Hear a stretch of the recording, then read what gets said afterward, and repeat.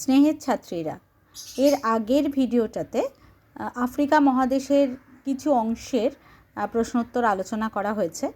আশা করি তোমাদের ওটা উপকারেই লেগেছে। তো এই অংশের অর্থাৎ আফ্রিকা মহাদেশের আরেকটা পার্ট নীলনদ অববাহিকা। দেখা যাক নীলনদ অববাহিকা থেকে কি কি প্রশ্ন তোমরা প্রস্তুত করবে।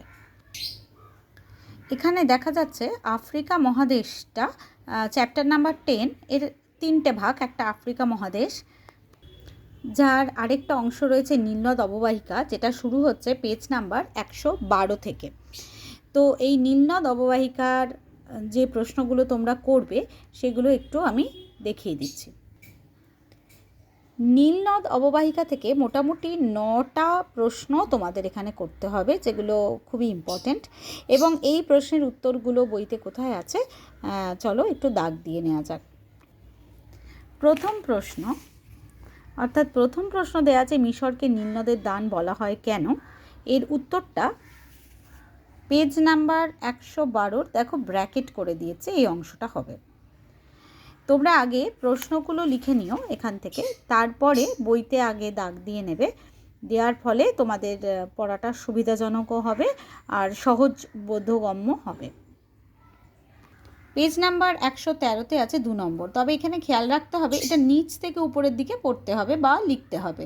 2 নম্বরের প্রশ্নটা ছিল নীলনদ অববাহিকা সম্পর্কে যা জানো লেখো। অর্থাৎ এই অববাহিকার যে বিভিন্ন অংশ সেটা একটু তুলে ধরতে হবে। সেক্ষেত্রে তোমরা নিচে দেখো নাম্বারিং করা আছে, এটা নিচ থেকে উপরের দিকে যেতে হবে।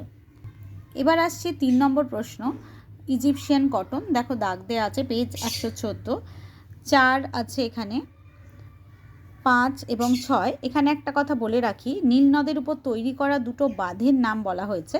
তো এখানে পৃথিবীর যে বৃহত্তম বাঁধ উচ্চ আসোয়ান বাঁধ, জেবেল বাঁধ, সুদানের যে ব্লু নীলের উপরে দেওয়া আছে সেনারা বা আটবারা বাঁধ, এগুলো তোমরা যে কোনো ইচ্ছে মতো যে কোনো 2টো লিখতেই পারো।